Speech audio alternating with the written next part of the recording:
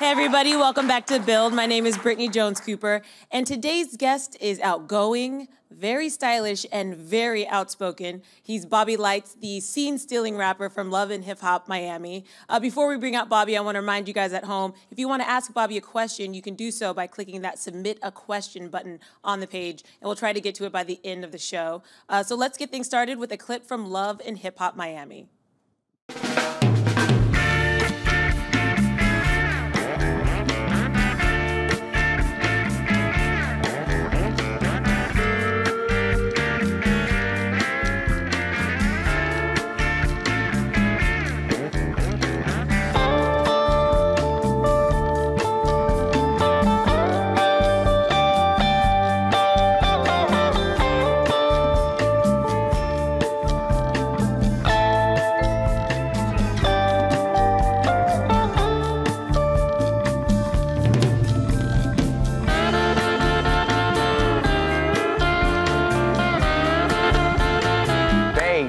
The Miami culture is phenomenal. I gotta represent for my city. Like, Miami is feisty, Miami is hot, Miami is a mix of everything, and who doesn't like variety? My name is Bobby Lytes. I am 26 years old. I am born and raised in Miami-Dade County.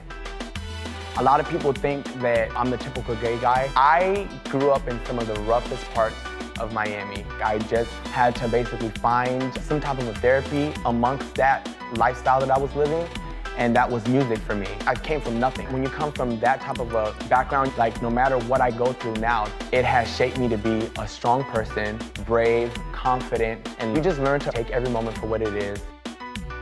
The hip-hop culture in Miami, we talk nasty, we talk real, we keep it funky, we keep it fresh. The Miami hip-hop culture has made an impact in hip-hop, period. I can rap, I got bars, I got talent, I got skills, just like any one of your favorite rappers. And y'all ain't gotta even worry about my sexuality. Hip-hop is something that's gonna allow me to voice my opinions. I'm kind of just ready to prove people wrong and make it happen. Loving Hip Hop Miami is gonna be so much more than just drama. It has substance, we have a story to tell. When everything is all said and done, we are about to elevate this whole entire game. Stay tuned, honey, because this is not just reality TV. This is entertainment at its finest. All right, guys, keep it going for Bobby Lytes. Thank you, thank you. How are you guys doing? It's a little cold in NYC, but I brought the heat. I mean, you look warm to me, baby. I don't see anything. I am warm, actually. I feel good, Yeah, so I see you were describing Miami, and I feel like so much of it kind of describes you when you were saying that it's like kind of fiery and exciting. I mean, this is the vibe I'm getting from you as well. Yeah, maybe, but I know that one thing's for sure, that everyone who hasn't been to Miami, you have to come. Yeah. For sure, for sure, for sure. That's the only way I can explain it. If you haven't been, it's like, I can say, yeah, the sun is, you're like, girl, please. But if you come and you experience it, you'll know exactly how it feels to be in Miami. It does have its own energy, kind of like New York that you can't describe unless you come. Yeah, it's like you enter a sector of like just vacation. Yeah. So Love and Hip Hop Miami, how did you get tapped to be a part of this show? Man, it's so crazy. Actually, Felicia Monet from 99 Jams reached out to me, and that's how it started. Initially, when they seen me, they loved me, they fell in love with me, but they wanted to know, like, wait, what's going on with your love life? Because it's called Love and Hip Hop. So they knew that I was an openly gay rapper, but they didn't know what was going on with my love life, and that's where it became more, like, interesting when they found out what I had going on. So it all tied in together, and here I am today. And you have a lot going on with your love life, actually. I think it was last week's episode, and you have an unfaithful boyfriend. Honey, my relationship has inspired me to create a song called I Need Your Love, okay? It's available now. It's on SoundCloud. But the song basically is not just talking about my relationship. It's also talking about how I need everyone's love, even the haters. But as far as my relationship goes, if you watch the show, you'll see, like, I'm sure we're on episode 4 now. So I'm not sure if you guys know what's coming up this Monday. Okay, so they know what's coming up. So basically, like, you can see what's going on in, like, my storyline as it grows, and you'll be able to see the dynamic of what was going on, because I really was cheated on, you know? Right. I was gonna say, was this a real relationship? This was somebody you were dating before the show started? Yes, and you know, and the hard thing was just knowing that you love someone, And that person just, being unfaithful is one thing, but that person being unfaithful with someone from their past is what made it so much more hurtful. You get what I'm saying? But it made me a stronger person. In the end, I was able to focus on my music, and I was able to actually put that record out that's out now. You guys have to listen to it. It's super lit. Yeah, I'm sure it inspired your music as well. Definitely. So you have that going on, but then you also have your family dynamic. Yep. And for those of you who don't know, Trina, the rapper, who's also from Miami, is your first cousin. The baddest bitch. And you guys have an interesting dynamic, is the best way I can describe it. How would you describe your dynamic? To be honest with you, I love Trina, and I know that she loves me.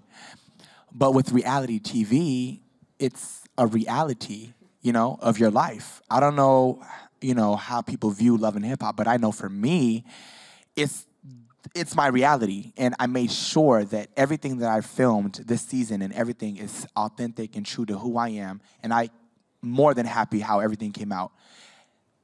What you've seen on TV between me and Trina is an actual representation of what it is like on a regular, like if I come around and I'm not getting along with someone from her camp. Right. So it's quite accurate. If that is regular, then that is like a very heightened holiday Christmas movie, where the family's beefing over the table. I mean, literally in the episode I watched, you threw a glass at her friend. No. And then jumped and jumped on the table. I want to clarify, yeah. That's a lot. I want to clarify 2 things.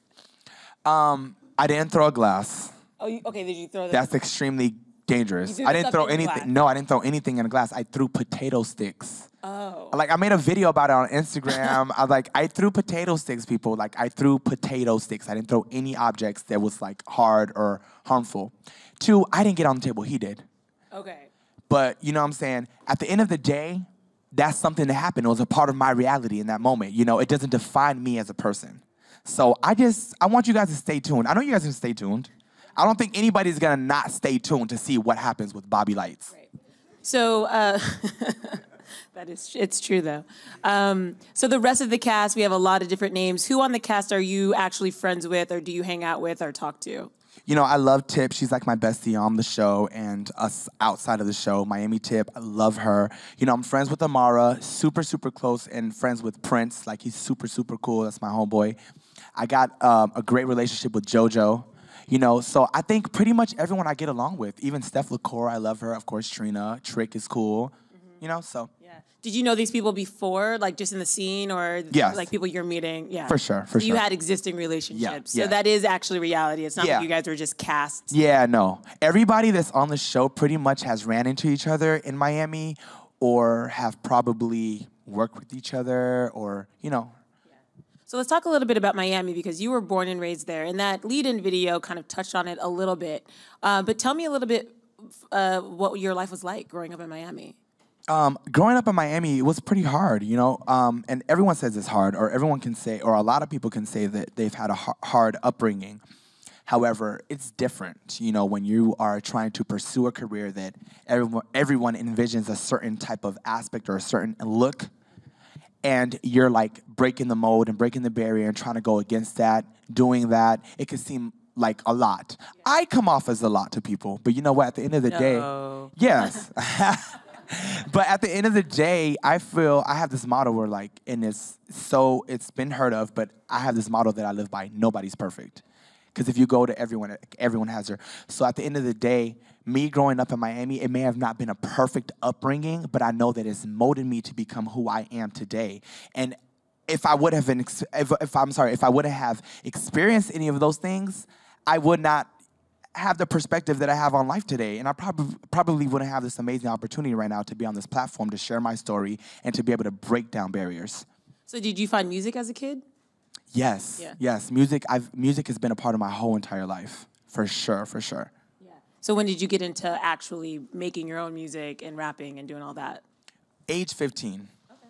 So you're pretty young. Yeah, age 15 is when I remembered saying, I want to do this, and I'm gonna pursue this, and I'm gonna make this happen for me. And it was that's when my journey started. Age 15. I remember it was the summer of 2016.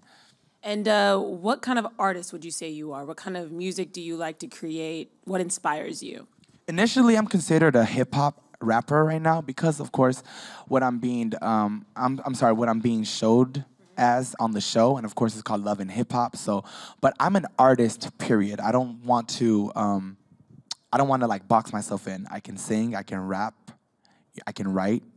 I can produce. I can direct. I act. So I'm just an artist. And most importantly, you guys. I don't know. Have you guys all heard my music before? Yes? Yes? Okay. If you haven't, do so. Trust me. It's the only way, you know what I'm saying? Because it's like a gay rapper, really, again, or really. But it's deeper than that. And what is that like being a gay rapper? I mean, the industry is notoriously misogynistic, homophobic. I mean, what are some of the things you've had to kind of deal with? It's fun because I'm living in my truth and I'm happy and I'm free. Do I notice or do I realize there is hate that comes with it? Of course. Do I dwell on it? No. Will I? No. Do I choose to pay attention to it? No.